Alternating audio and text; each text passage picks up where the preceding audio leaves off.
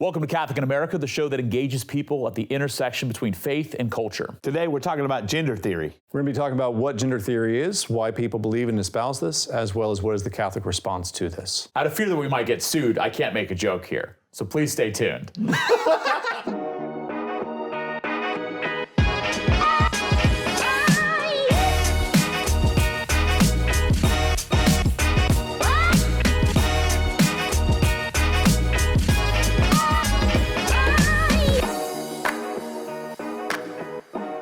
Welcome back to Catholic in America. I'm Father Michael, and I'm joined today by Father Doug and Father Tom, and we're talking about gender theory. If you would please like, share, or subscribe. So when we're talking about gender theory, what are the main tenets of that?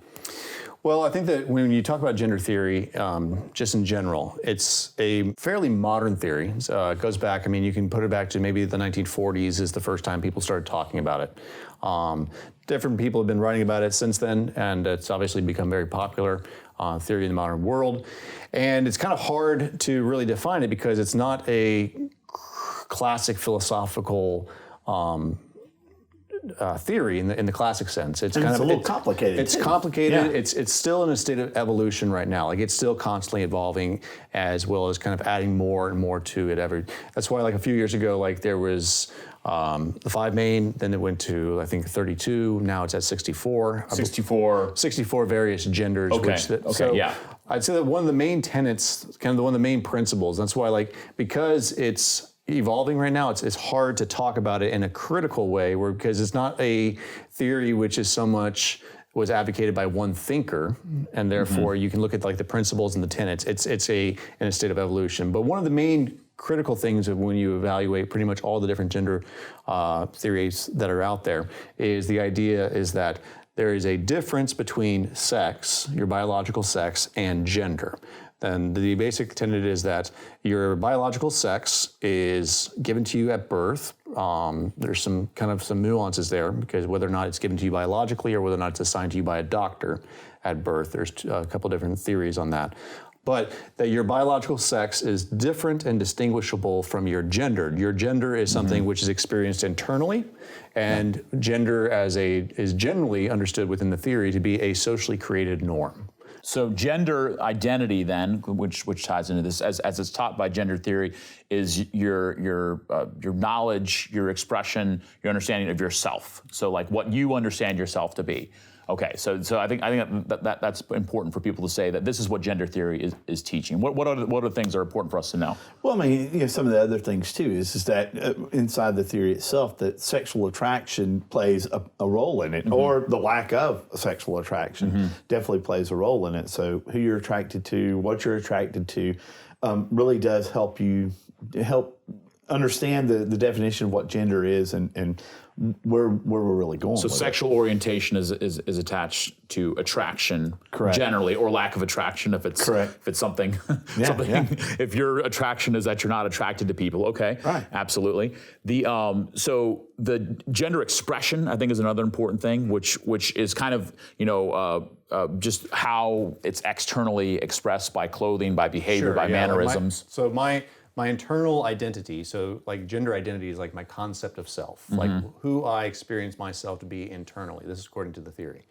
I experience myself interiorly, and then you have my gender expression, which is how I manifest, how I externalize my self-image, my internal self-image that I experience, and therefore it will be through the lens of how I dress, the manner in which I hold myself, the way in which I perceive, and, like, I exhibit this to other people. Okay, so getting down to that, to this understanding of what gender theory promotes, that biological sex or chromosomal sex or sex assigned at birth, it's not the same necessarily thing as gender, that there are, I think, 64 different genders, right now, and counting, right? And that the gender expression and external appearances might match with, correlate, or not match with, that sexual orientation, which has to do with sexual attraction, who you're attracted to sexually or not attracted to sexually, that all these things are kind of at play right now in society, trying to make sense of that. So with that, again, kind of confusing. We're trying to take seriously what people are saying, and there are wide variances within this, and I think we need to acknowledge that. And we'll talk a little bit more about what the church has to say about this and how we engage with this as Catholics and as Christians. But maybe kind of the why. Why is this something that has come to the surface, is so popular right now, is so prevalent in society seemingly, and kind of dictates a lot of the discourse online, in companies, in sensitivity trainings, people getting canceled or not getting canceled, all those sorts of things. So why is gender theory so prevalent right now? And really, what are the reasons behind it? I think some of it is just in the way that there's a freedom now to really express yourself. I mean, to express yourself and to be. I mean, we've told people not to follow the crowd. We've told people not to be like other people, or not to try and mirror who that person is, and to really be yourself, to be an individual. And because of that, I think there's kind of a deeper underpinning of that, and so the individuality that happens with each person becomes something that's normative for others as well, rather than it being that there's a standard, a general standard for everyone, and then how that works out underneath that. Instead, there's almost an individuality of, I have to be recognized that I'm different from you, so much so that we may not even share the same gender, and I may not share it with anyone. But again, the why. Why is this so prevalent now? Because a lot of it is due based upon observation. And so, if you hear people talking about gender theory or advocating for gender theory, the basis by which they're going to argue and which they promote their theory is based upon observation. Look at all these different characteristics and ways in which people have exhibited sexual behavior or their particular gender, because sometimes, again, it's hard to talk because sometimes different people have different understandings of the difference between sexuality, sexual behavior, sexual expression. So you have a lot of wide variety, and the language is not clear, and which is why it's hard sometimes to talk about this. But it's through, whether it be scientists, anthropologists, sociologists, psychologists who've looked at various different world cultures, as well as different behaviors of individual people, and saying, look at this wide variety of this wide spectrum upon which people manifest and exhibit sexual behaviors or sexual tendencies.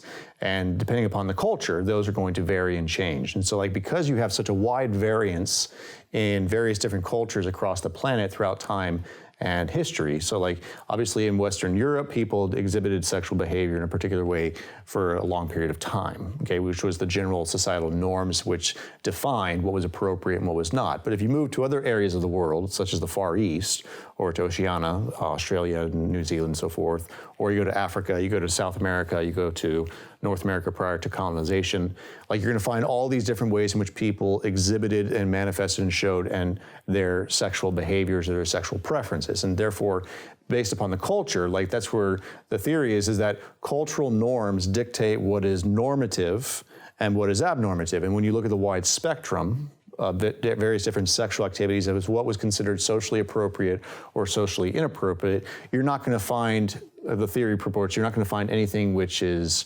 universally true with all of them. This is where, again, relativism and a relativistic view of culture is that societies and cultures for themselves determine for themselves what is good and what is true, what is normative, what is abnormative. Mm-hmm. And so it's a lot of it will be based upon, the theory is predominantly based from those persons who are advocating it, is that it's based upon, there doesn't seem to be anything which is generally true that distinguishes and defines all men and all women, because different men will identify as men in different ways, and some of them identify as women.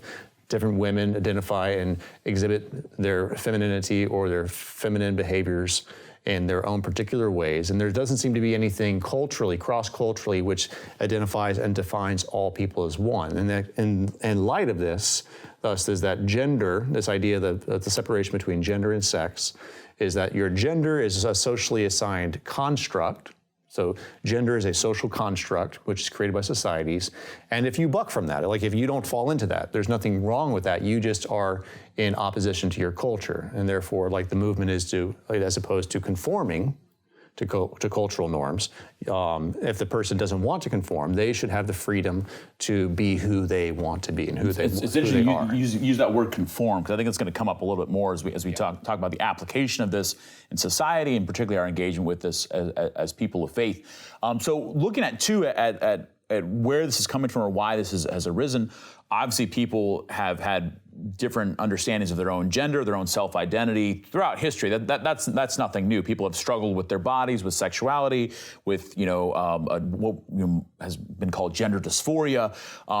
It's interesting that in today's society, that the gender theory, and particularly with people that are trans, people that are in what they would say the wrong body, and all sorts of variations of that's been linked now with civil rights, the women's rights movements, and that's kind of like all of the same people, gays' rights, all those things are kind of the same thing. So, in a sense, this is a disenfranchised group, a group that has been exploited, that has been oppressed, there's violence that's happened, and recognizing that reality. So, in a sense, to protect those people, that gender theory, in a sense, kind of becomes a protective cover for them to say, like, okay, this isn't something abnormal. This is something that is normal for those people, in the sense that it needs to be celebrated and protected by law and everything else. And I think something too that as a society, as we're filming this, the Equality Act just had its first stage of being passed. We don't know where that's going to go with government and society, but it seeks to expand the Civil Rights Act of 1964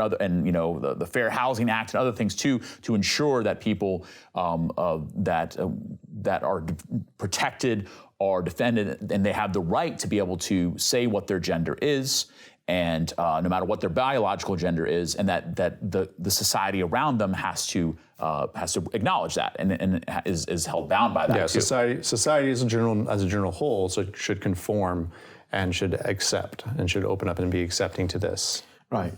So recognizing too, just that reality that we have the societal kind of struggle, then we have the sociological, scientific, quasi-scientific communities that are weighing in on this. We have a lot of philosophical presuppositions that are there as well. What this leads to is people that have gender dysphoria, people that are transgendered, people that obviously this ties in all the 64 different genders that are there, that those are actual people behind it as well. And I think that's important for us to recognize, and to be able to distinguish between the people that are experiencing this and our engagement with them, but then also the movements within society as well. Before we get into discussing how our faith begins to interact with this and the philosophies underneath gender theory that I think need to be engaged with seriously, and so we can have a little bit more clarity, we're going to hear a quick word from our sponsors.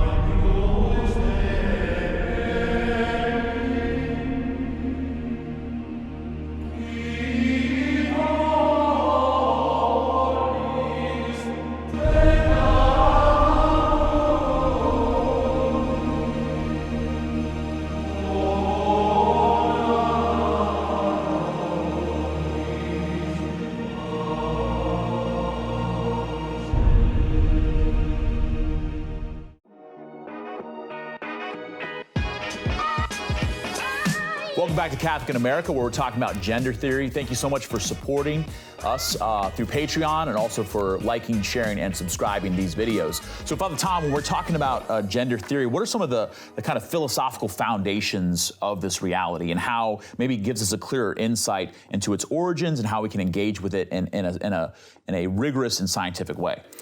I think that one of the things we have to recognize, first of all, is that this is a theory that is being promoted. And as a theory, there's a lot of philosophy contained within it.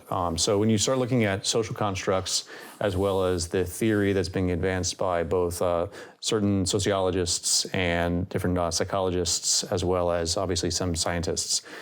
So the validity of the theory is based upon observation. So there's observation and observational data, thus the rightful claim that, okay, this is based in science. So yes, because the scientific method is about observation and deducing and making deductions or inductions based upon what we observe within nature. But I think it's also important to recognize that within this is not scientific fact. It is based upon evidence. It's based upon things which have been observed. And now there's a theory which grows out to explain what this evidence means. Right. Now, there are also alternative theories. There's alternative theories which will take the same exact evidence and will give an alternative theory ascribing meaning and definition to what is being observed. So like when you see something which is observed within cultures, like you can also look and say, is this a helpful trait? Like if you were to use a Darwinian theory model of looking at, okay, helpful mutations, helpful things which happen within society, helpful evolutions. But at the same time, within Darwinian theories, the notion is that there's also unhelpful characteristics, things that don't lead to the flourishing and continued positive evolution. There's things that actually go backwards within that particular theory. And so like when looking at also this evidence from that, there's also, and it's not just a faith-based, there's many scientists who are looking and saying, well, actually, yes, that is a theory which you have, but there's also other ways of interpreting this data. Well, it gets into it as well, just as a society, since this has quickly been linked to civil rights, to women's rights. You don't want to be, it's often said you don't want to be on the wrong side of history here. So in a sense, can you even question this? Can you even ask, look at the data that's presented, look at the experiences of people that are going through this, that feel their gender doesn't correspond to their biology, that in a sense, can we even look at that or ask those questions without fear of punishment or being ostracized or being kicked out of a university faculty or whatever it might be. Canceled. Canceled, yeah. We're going back to our cancel culture.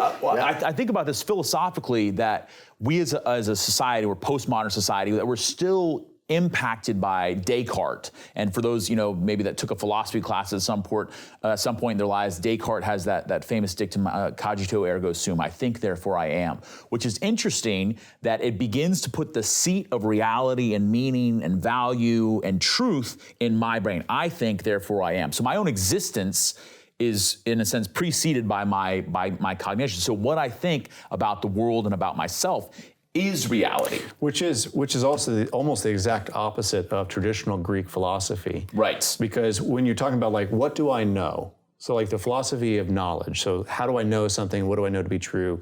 That's called, we all know, but for those who are watching online, you might not know, this is called the school of epistemology, of the theory, the philosophy of knowledge. How do I know something? But the classical model of Greek philosophy, again, which spawned Western civilization, but the Greeks also didn't create all of that. Like that was based upon older Egyptian philosophies, as well as like old ancient world, especially Mesopotamian philosophy going to the ancient world. Because in the ancient world, epistemology is a wonderful and great school of thought, which was how do I know things, and therefore how do I know and experience things, which was, especially when you're talking about gender theory, you're talking about my experience of myself, and therefore I know myself, okay, Descartes. But in the ancient world, and for the most part for the last, for about 1,500 years until the Enlightenment period, metaphysics, which was the study of reality. Being. Like the being of both invisible reality, the study of visible reality, and the intersection of like what is reality, and recognizing my knowledge of reality is not the same as reality. Like there is a reality, there is a bigger thing of what is actually real.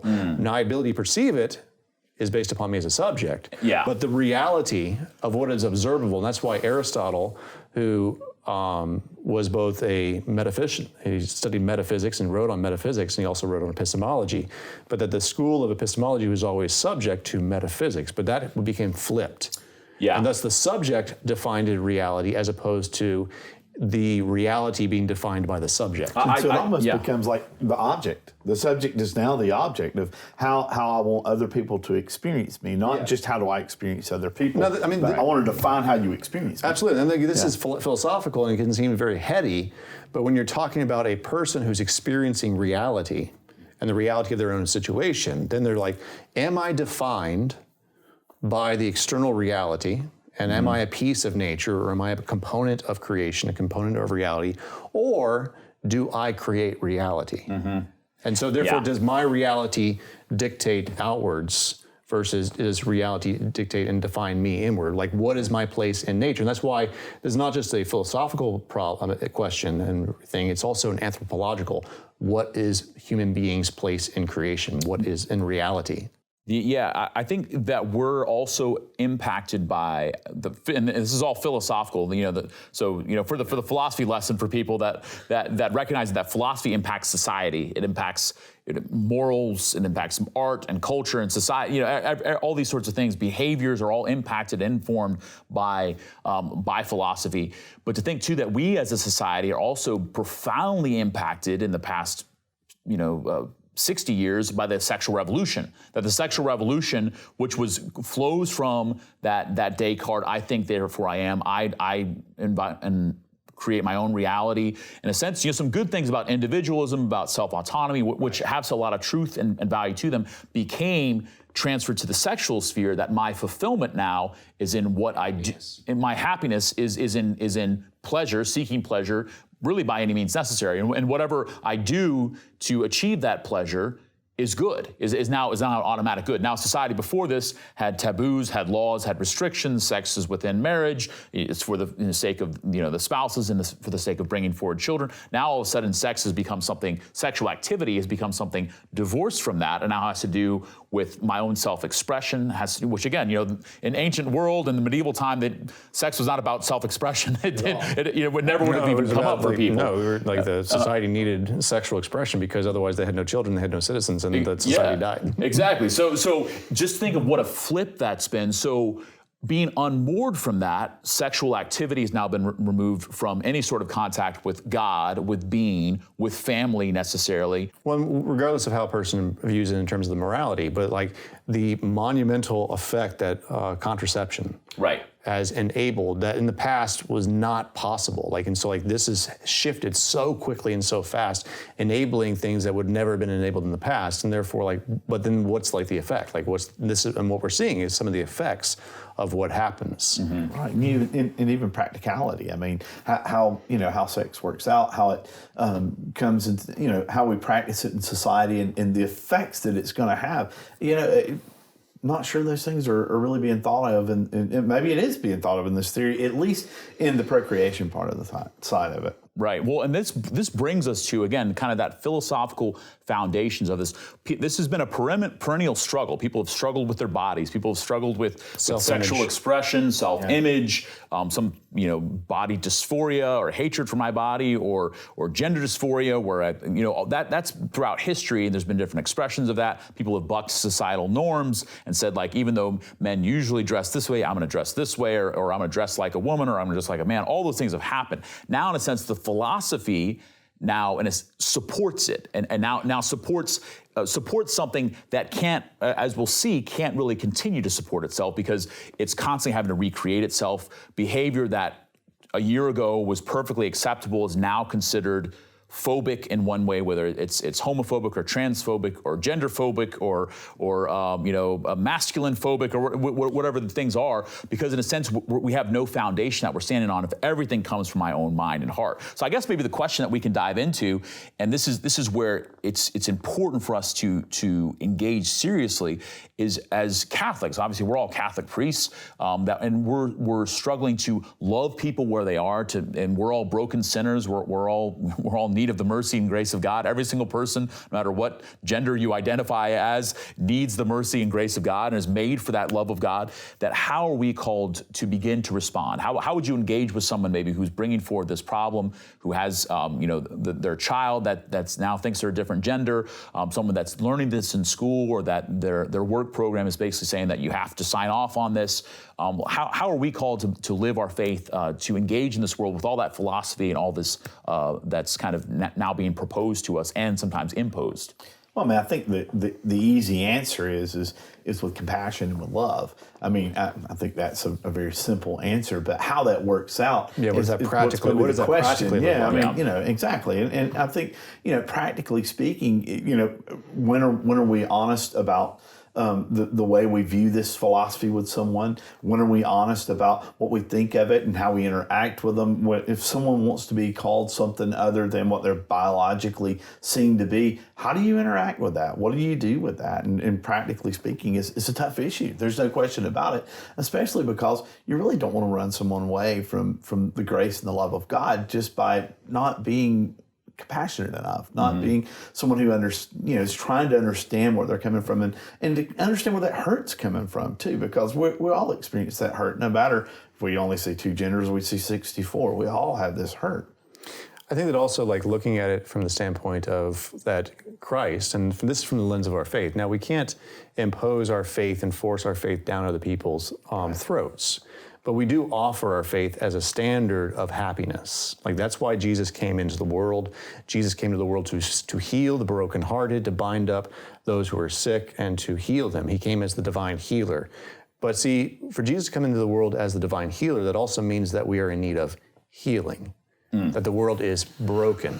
Yeah. And so because you can look at, and this is really where we do come to a certain point where we are not accepting as Christians, and most certainly as Catholics, of this particular theory, because this legitimizes and normalizes what we would consider, and when we look at the standard of God's plan, as well as the standard of just like our view of looking at the data from the science. So like we're not completely devoid of science. Right. Like we look at the science, which is also why many atheists, not all atheists, but many atheists are actually in line with us and looking at some of this as like, this is not, like I can look at the same data you're looking at, and I can interpret this data in an entirely different ways. That this is not helpful, but this is unhelpful behavior. This is not healthy, this is unhealthy. Right. And so like you can use different philosophical models which are not theological, not based upon God at all, to also view that. That's what actually Aristotle was not a Christian. Like, and that's the whole Greek philosophy. This came from paganism, recognizing that's why they look at what is helpful, what is not. Because for Jesus, from our faith-based perspective, like Jesus comes in the world to heal that which is broken. Because we would look at these types of behaviors as not being healthy. We would look at them as being unhealthy, or what classically is called disordered, which is mean that they're not going to lead to happiness and to health. They're going to lead to internal conflict. It's going to lead to all the things. And so like you can look at that and saying, like, if I love a person, and that's the hard thing. This is where tough love and real love, like love is not just me enabling and giving you what you want. Right. Like love is. I want you to though. I just want what I want. So if you could just love, like that's or as C.S. Lewis talks about, that's Venus. That's the goddess Venus who just gives you what you want and pleasure and so forth. Like real love is me wishing and desiring your good. And that's why, like, for me to love you is not to me to feed in and to enable and to legitimize. And that's where I think that the danger of socially or legally sanctioning behaviors which we know are disordered from a theological perspective, and which we can look at the science a biological perspective, and from a biological perspective, yes, and say that these behaviors are not healthy, and to socially or to legally sanction and legitimize and say that these things are normal. That's actually, from my perspective, that is not me loving them. That's like me, to a certain extent, enabling a behavior which I know is going to lead to that person suffering. And so like that's hard and that's where people disagree, obviously. But like that's what the person says, oh, no, to love them, you have to say that you have to give them acceptance. I was like, I accept the person and I love the person, but I can't accept the behavior if I think that the behavior is harmful and not going to lead that person to fulfillment.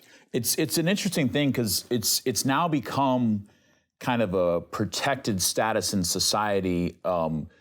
Sexual orientation, now gender, and all things that are kind of attached to that since the sexual revolution. Now, all of a sudden, that we have a protected class of activity that I can't disagree with. And if I disagree with it, then I hate the person, which is interesting because for me, as a sinner, and I'm the biggest sinner I know, I've heard thousands of confessions, and I'm still the biggest sinner that I know, and I know the love and mercy of God. Doug's competing with you. Well, I'm working at it, baby. I'm Definitely not also me. more prideful. Definitely not me. And My sister would disagree, but as soon as I get to the point where my sin is me, or my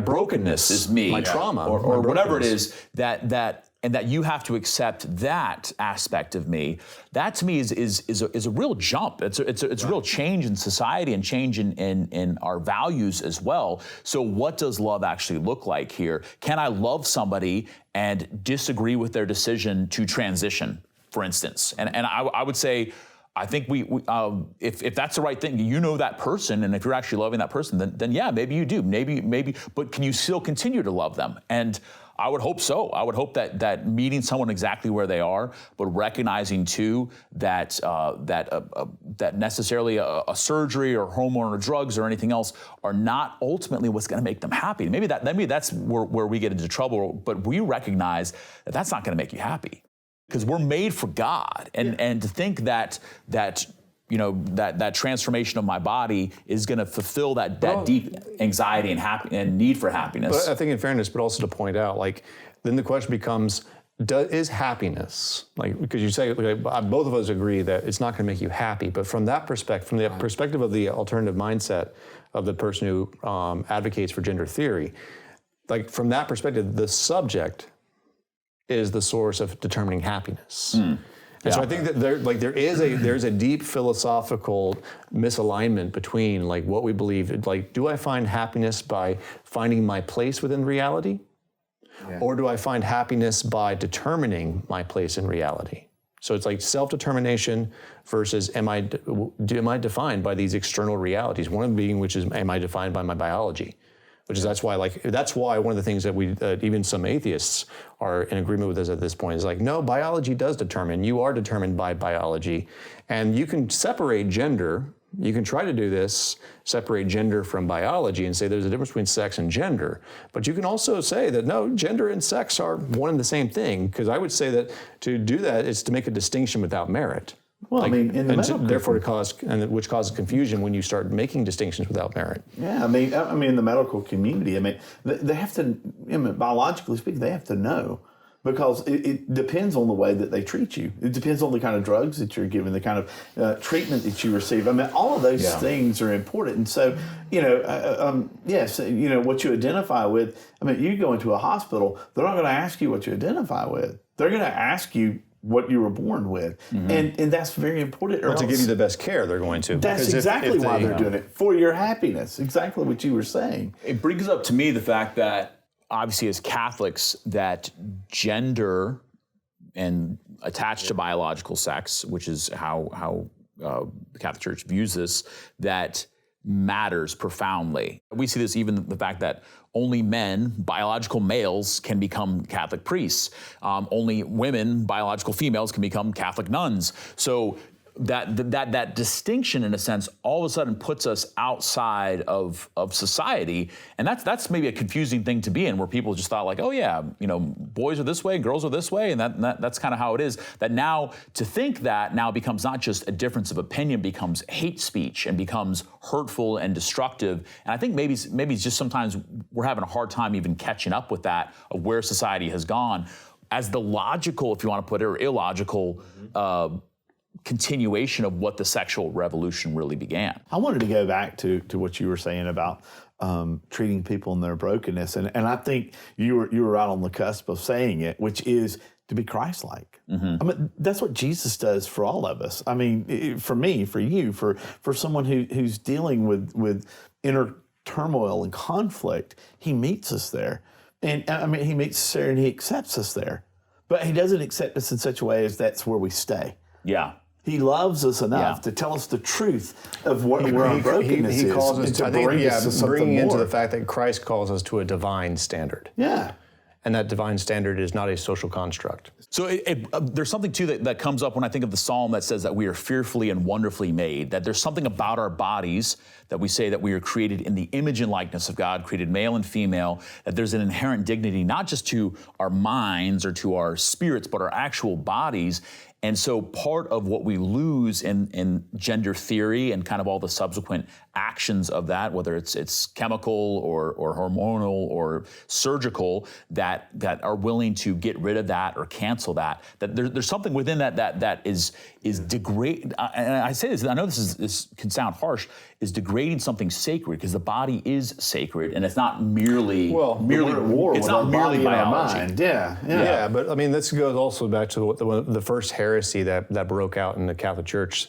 I mean, the church, which was the heresy that John the Apostle was writing against. So like John, which was the last of the apostles to write, and he wrote his Gospel of John, but he was writing against the Gnostic heresy.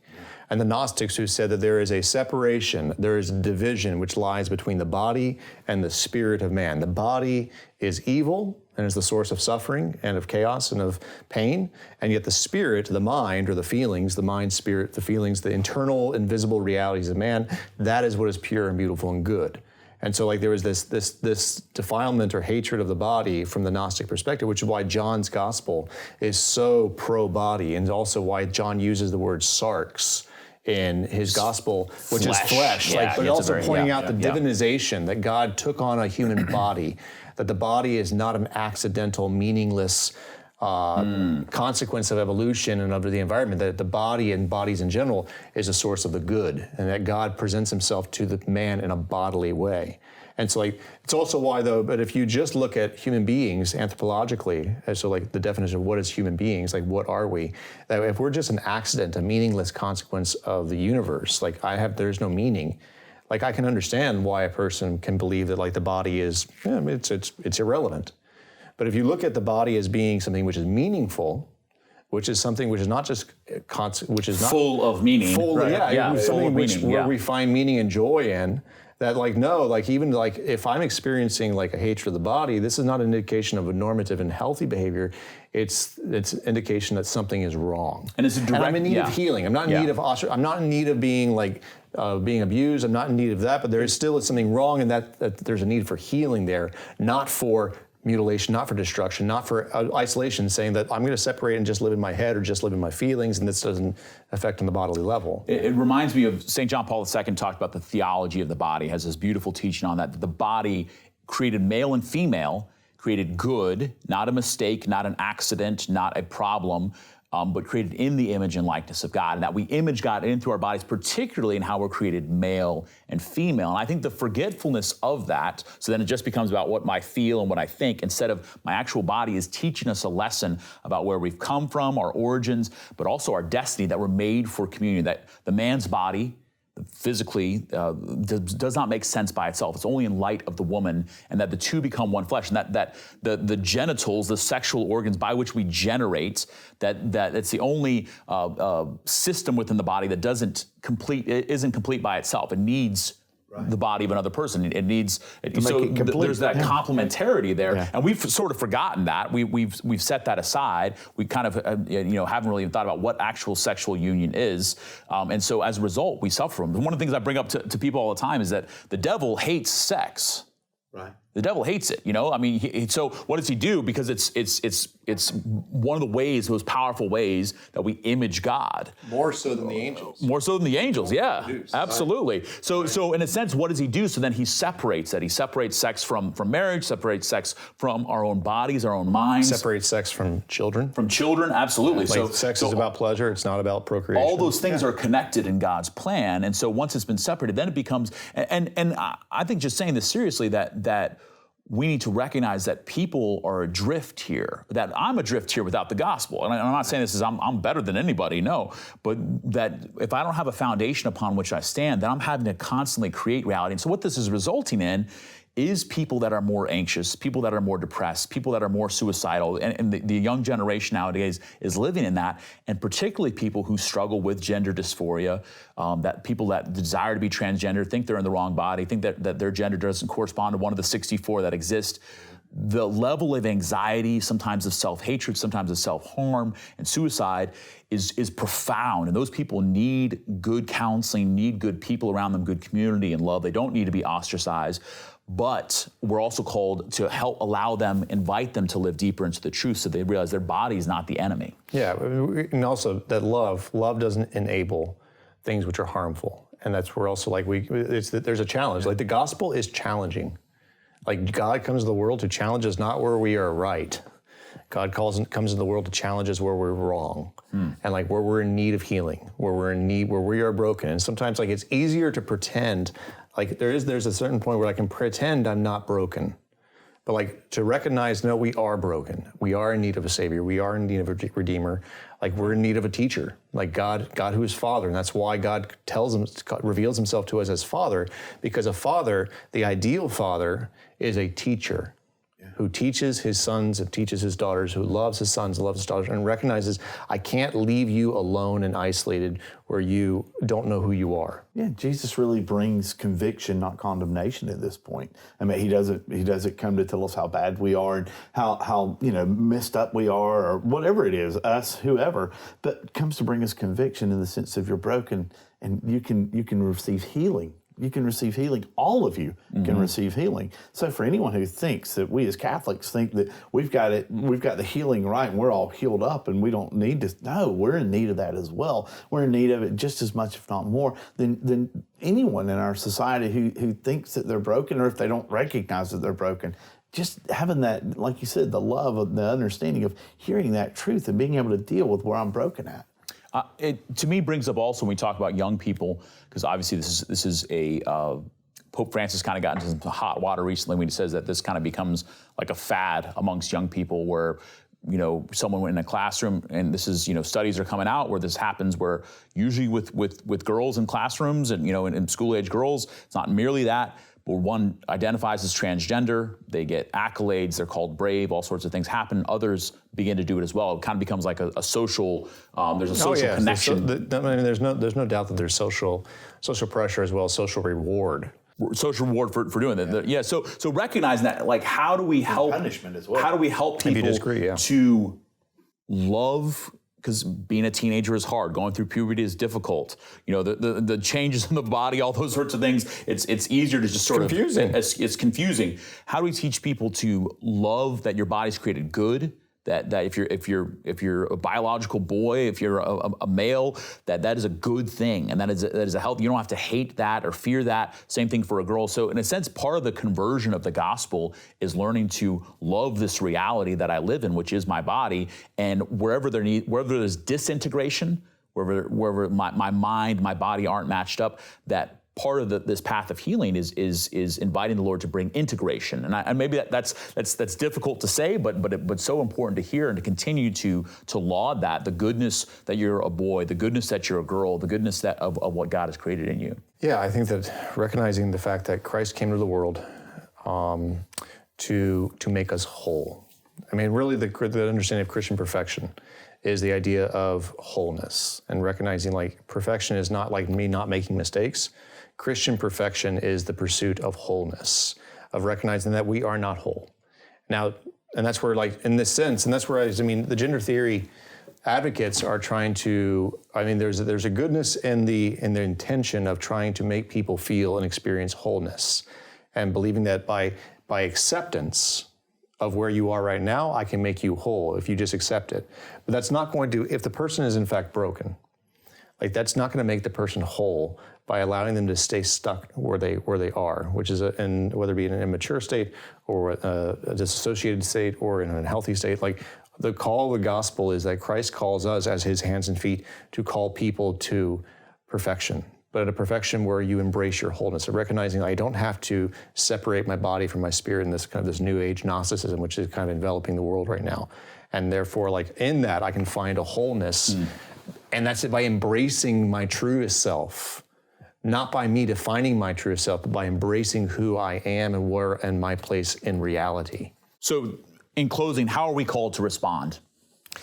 I think that as Catholic people, as a Christian people, as followers of Jesus who identified himself as the truth, and then Pilate kind of snickered and laughed and said, oh, truth, what is that?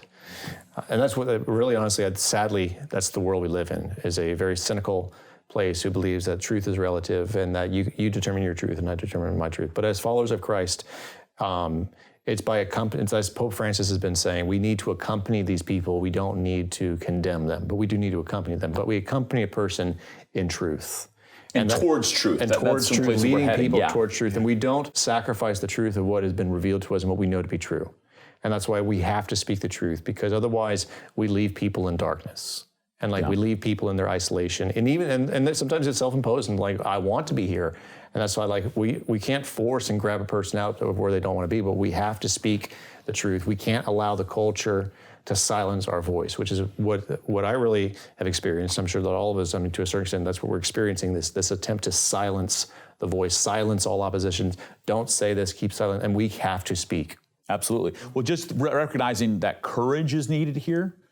Courage to love well, that all this is rooted in love and charity and the dignity of the other person, but courage to be able to speak the truth. I know there's people that have been fired, secular people who are very liberal and left-leaning, who said men are male and women are female, and was fired and was taken offline and everything else.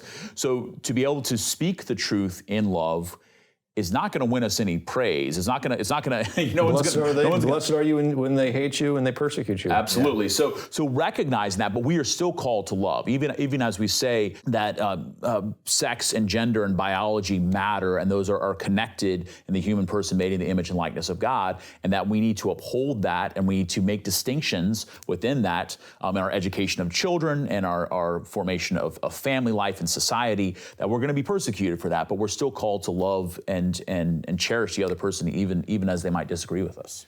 So we hope this episode will help you continue this conversation with family and friends, with those you come in contact with. So if you would, please like, share, and subscribe this. Until the next time, we'll see you soon.